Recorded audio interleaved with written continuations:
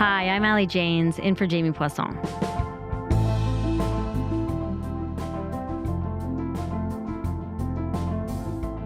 So back in March, on the campaign trail, Mark Carney made some big promises around affordable housing.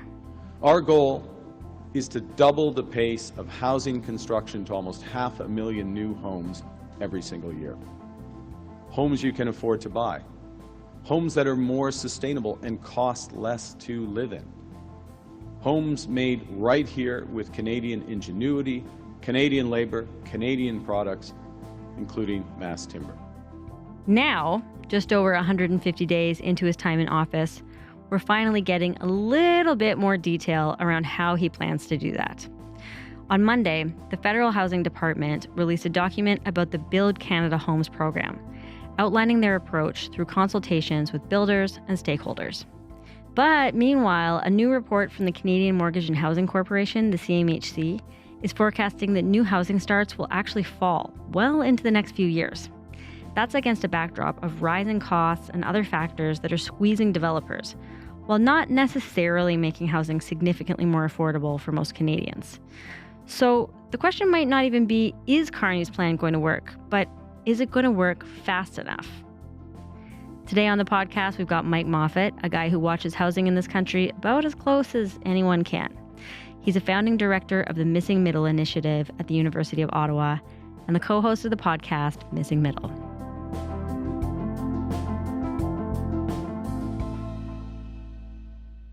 Hi, Mike. Great to have you back. Great to be here. So let's start with what we know about Mark Carney's housing strategy so far. So this document that they put out this week gives us, it's 6 pages. It's not a big document, but it gives us a few more details around the agency that he plans to create called Build Canada Homes. And, we heard about some of this during the campaign. What does this new document kind of build on what we had already known? Yeah, it elaborates somewhat on the campaign promise to create this whole new agency, though it's still not clear if this is going to be an agency or a crown corporation called Build Canada Homes. And it gives some detail on what Build Canada Homes is trying to achieve or the government hopes to achieve. That first, to build more affordable housing across Canada. And they want to do a few numbers of really big projects. So, 300 units or more, and they want to work with private sector builders and developers, not-for-profits, co-ops, and so on. The second thing they want to do with it is to increase innovation in the home building space. So that's helping innovative companies, that's looking at promising new technologies like 3D printing in home building. And they want to help scale these companies up and hopefully have those companies use made in Canada materials like lumber and so on. So this document, although it's 6 pages, shows that they're really trying to accomplish a lot of different things at once. So it does seem that it's going to be a fairly big, sprawling organization that is involved in many parts of the housing system. When Carney has talked about this idea, including on the campaign trail, he has directly referenced this post-war era when the Canadian government used to be much more involved in building housing than it is now. You see, the Liberal government of William Lyon Mackenzie King had a plan. They created new agencies to oversee the construction of homes. They found ways to cut costs and to cut the time to build. They built, in the process, entirely new industries, and it worked. Could you talk to me a little bit about what that actually looked like historically when the federal government was, as Carney has put it, in the business of building affordable housing?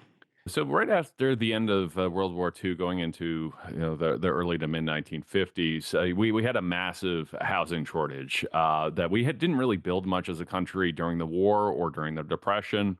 And with all the returning soldiers coming back, there was a massive need for housing. So back then, the CMHC, again, worked with private builders to build all kinds of post-war housing. These tended to be small single detached homes, 900 square foot or so, called strawberry box homes, because they look like a strawberry box. Hmm. And these were all over Canada. And there were, entire communities like Ajax, Ontario, where the CMHC built, neighborhood upon neighborhood upon neighborhood. So this is kind of the model that they're going back to, but they've also layered on all of this need for more innovation, and they're also probably going to build different types of homes. It's unlikely that they'll be building seas of single detached homes everywhere, simply because we don't have the land available like we did in the late 1940s and early 1950s.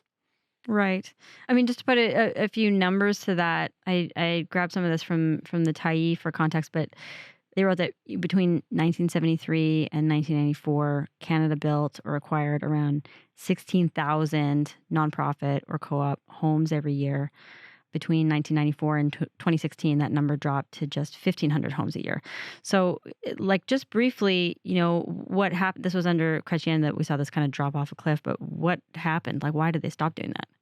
Well, as we went into an era where governments were particularly concerned about balancing budgets and that sort of thing. And when that concern came in 1993 to 1995, it was right after a home price crash in the GTA in southern Ontario and other parts of Canada. So it was kind of a perfect storm where governments needed to find reasons to save money, but also at a time where prices and rents had dropped quite a bit over the last 5 years. So the thinking then was, well, this isn't nearly as urgent a problem as it may have been 10 or 20 or 30 years ago. So, this would be an obvious place Mm, to save money. In retrospect, that may have been a mistake, that, we went through a period of about 25, 30 years where we didn't build much in the way of social housing, which has certainly contributed to some of the issues we've seen across Canada, particularly when it comes to homelessness.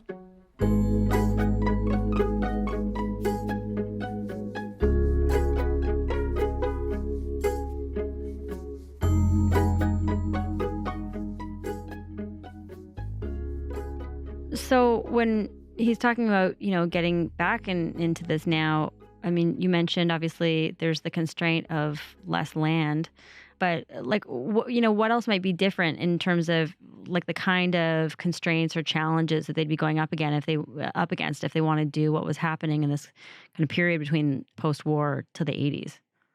Well, I think there's a lot more concerns right now, and again, we should kind of differentiate the kind of the post-war era, sort of late 40s or early 1950s, where a lot of these things went up, versus the 1970s, where it was more focused on apartment construction. Right. I do think the issue that they're going to have now is that they are layering on, and I think reasonably layering on, a lot of other considerations. That back in the 1940s, they just wanted to get these houses up as quickly as possible. Often they were poorly insulated.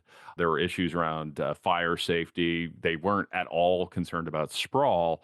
Whereas today, we're layering all of these other considerations on it that, we want to make sure, obviously, that the homes are safe. We have a much larger or more expansive building codes. Obviously, today we have a lot more when it comes to, municipal regulations and so on. The government has made explicit in this document that they want to include climate considerations and so on. So it's become a far more complex problem than it was 70 years ago, because 70 years ago, again, we were just kind of throwing these things up as fast as we can, and Right. we weren't concerned about climate or sprawl or even safety beyond a certain kind of lower bound. What about things like building costs, tariffs, like all that stuff that I presumably also going to affect costs? Well, absolutely. That home building is far more expensive today, and we can go down the list. Land costs are far more expensive just because land is more scarce, particularly development land, because we're not allowing our cities to sprawl out as much anymore. Construction costs have gone up. The tariff situation certainly doesn't help because we import a lot of our materials, a lot of our appliances and things like that from the United States. And those products are going up in cost because the Americans are putting tariffs on the components coming in from China or India or wherever else. So that's certainly not helping. Things like development charges and taxes, in the last 20 to 25 years, development charges have gone up about 2,000% alone in the city of Toronto. So Wow. we have all of these things. Obviously, wages are higher than they were back then, even adjusted for inflation, and that's a very good thing. We want to make sure that our tradespeople are well compensated. So that is going to be a challenge for the federal government on how many units they can build, just because of the sheer cost of building a unit of housing.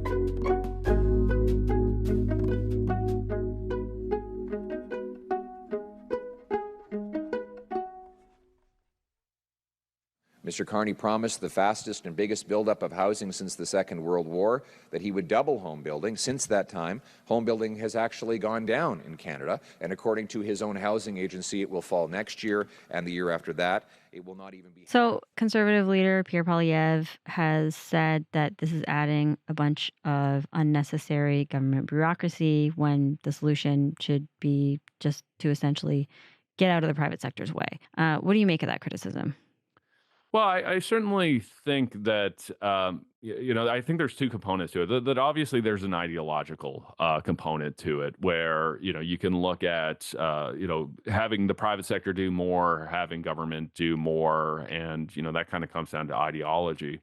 But I think there's a second non-ideological argument or complaint here that I actually do think that has some merit, that we are creating this whole agency, Build Canada Homes, out of kind of whole cloth, where it's going to do a lot of the same things that the CMHC is currently doing. So, to create a whole separate bureaucracy, a whole separate agency where, in the 1940s and 50s, we just use the CMHC, which still exists. So far, he's still trying to set up a new bureaucracy with an awkwardly named Build Canada Homes, because he hasn't even set up the office.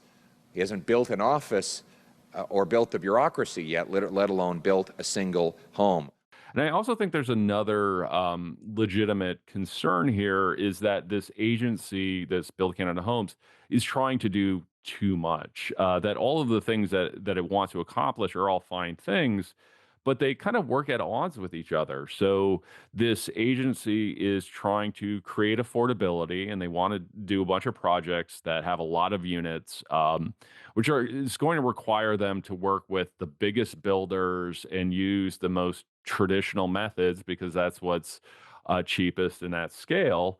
But at the same time, they want to focus on innovation, which is a bunch of scale-up companies using not particularly well-developed technologies that tend to be more expensive.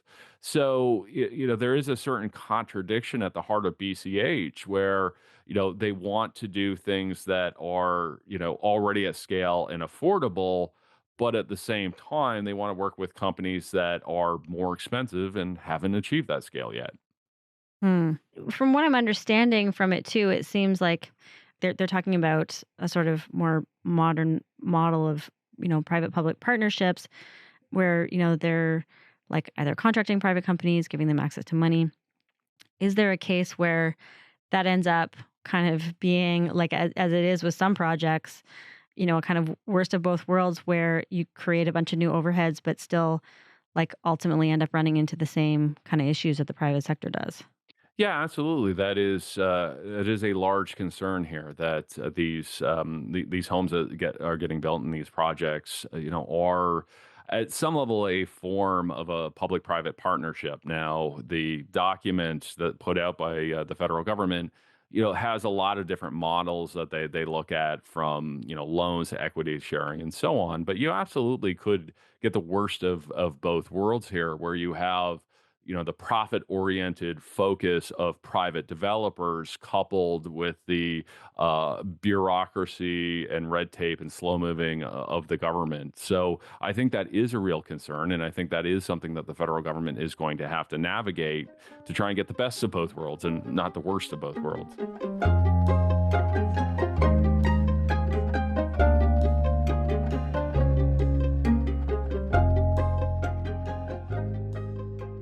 So, again, this is a super open-ended document. It says could a lot, and it's open for feedback until the end of August. We're, I know, expecting a formal launch sometime in the fall, but when would you expect this could conceivably start actually delivering tangible results? Unfortunately, for the government, I don't see it getting shovels in the ground until after the next election. And obviously, we don't know when that is because we're in a minority government. But if you think about all the things that this needs to do, that first of all, we need to create this whole agency, find someone to run it, figure out where it lives. Then it needs to staff up, get everybody on board. I think it needs to develop all of those systems in place because they are using billions of dollars of taxpayer money. So you need to have a certain set of controls put in place so that that money is spent well. Then it needs to develop these relationships with builders and developers and co-op housing providers and you name it, decide on a bunch of projects and so on. So I think even in the best case scenario, they might have some deals for some projects. They might even have some shovels in the ground. But I think we're looking probably 3 to 5 years at the earliest before we have a place that somebody can actually live in. And I think that's a problem for the government when the CMHC has housing starts falling each of the next 3 years.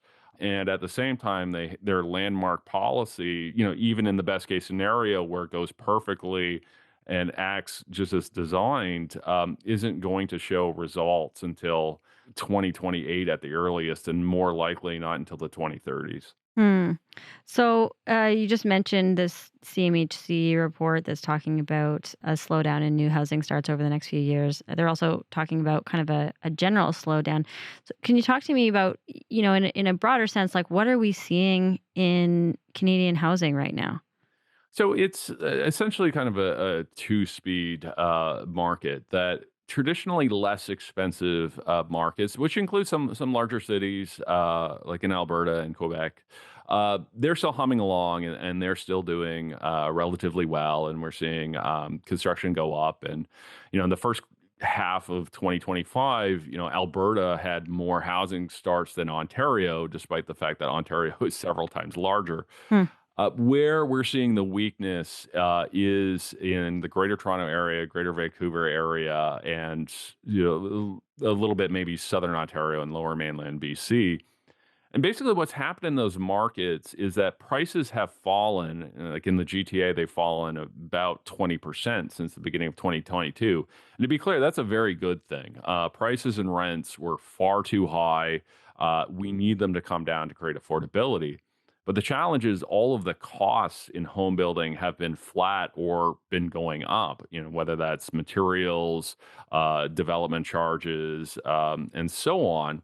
So we've gotten to a point now where the cost of building is so high relative to the price, it just doesn't make economic sense that a new home builder can't compete with an existing home that's on the market, a resale home. So building is not happening. Condo sales are down over 90% in the GTA. Single family homes are down about 70%. Purpose-built rentals, there's still some strength there, but even there, we're getting into questions of whether or not we're going to continue to see building in a universe with falling rents. So that's really what's happening, that our really expensive markets, prices and costs have become so disconnected, you're just not seeing much in the way of construction. So basically, if I'm understanding that correctly, it's like, okay, obviously this is a really good thing for renters and also for people who are trying to get into the housing market. Like this is a moment where maybe there's an opportunity conceivably. But what you're saying is that like down the road, if there isn't an incentive for builders to build, then we're going to be in this even like bigger like crunch in supply, and like maybe that ends up causing things to skyrocket even more. Yeah, absolutely. That is exactly my concern, and we've seen this through history. That 2008, 2009, after the financial crisis, we had some weak years in home building. And then once the economy improved, because we hadn't built much for a couple of years, there wasn't that inventory, and prices absolutely took off. And that's really the concern that I have right now, is that if we don't build in this, relatively weak market, then by 2028, 2029, 2030, if the economy is better then, or interest rates are lower then we're absolutely going to see prices and rents take off. And I think that would be a disaster. So what we need to happen is that prices need to keep falling. And I need to be clear about this, that they're still too high.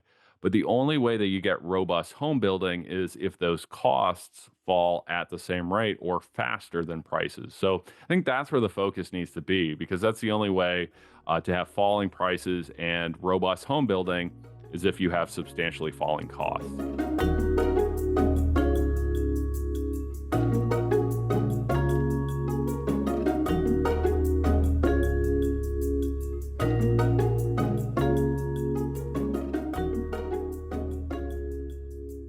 A big part of what we're kind of talking about here is this, I guess, kind of paradox where it's like we need costs to come down so that people can get into the housing market so that they can have somewhere to live.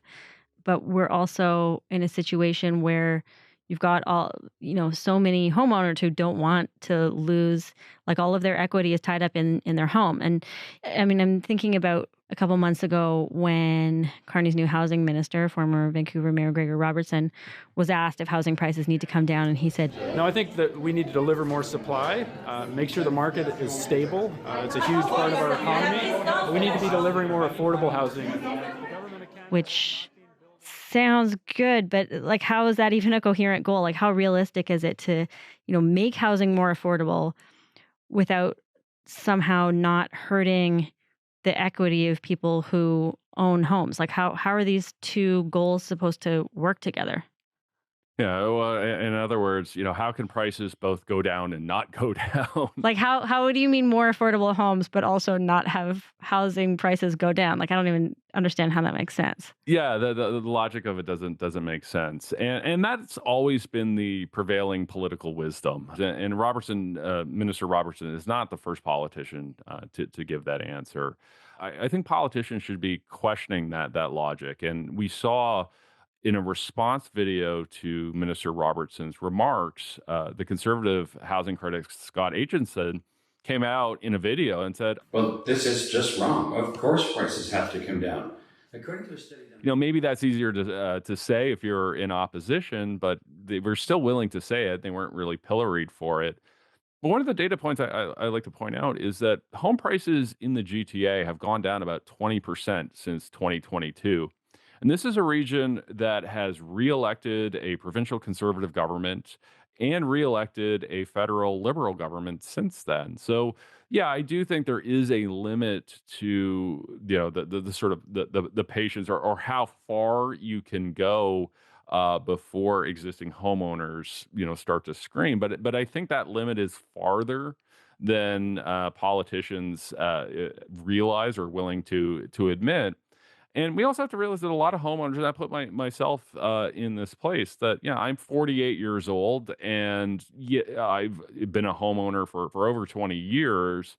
And sure, all else being equal, I want my assets to be worth more than otherwise. But I'm also the parent of two children. My daughter's 14. I would like her to own a home someday. Mm-hmm. So even as a homeowner, I'm conflicted. It's not the idea that ever rising prices are an unambiguous good for me is simply incorrect, because I would like, my daughter to be able to have the same opportunities that I had.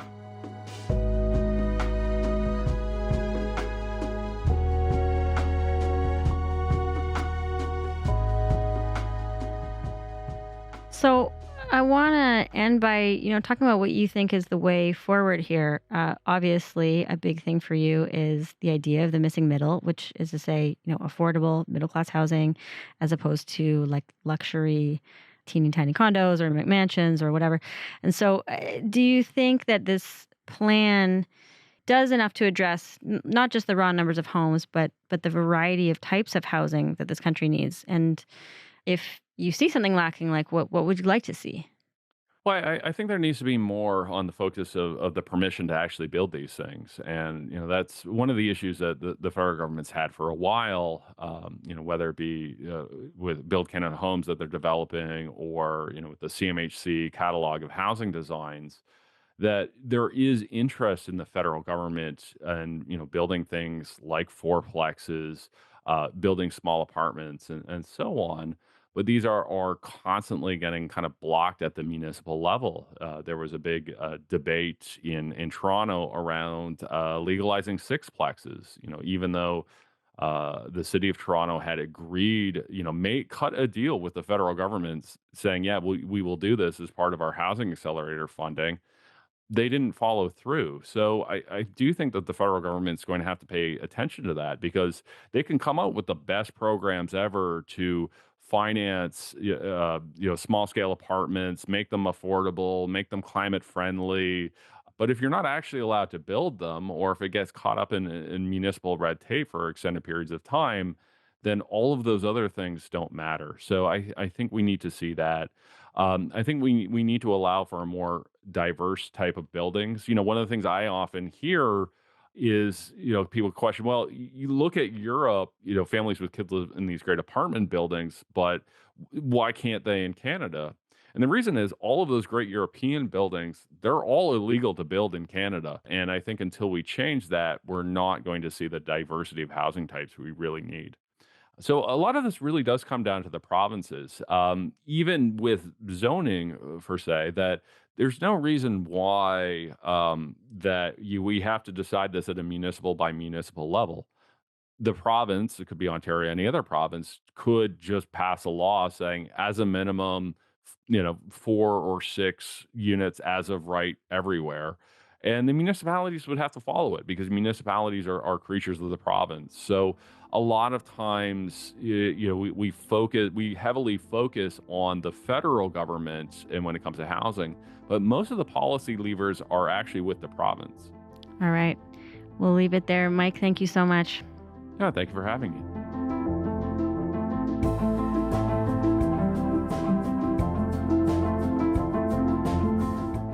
All right, that is all for today. Front Burner was produced this week by Matthew Amha, Joytha Shengupta, Mackenzie Cameron, Matt Muse, and Lauren Donnelly. Our YouTube producer is John Lee. Music by Joseph Shabison. Our executive producer this week is Elaine Chow. And I'm Allie Janes. Thanks for listening to Front Burner, and we'll talk to you Monday.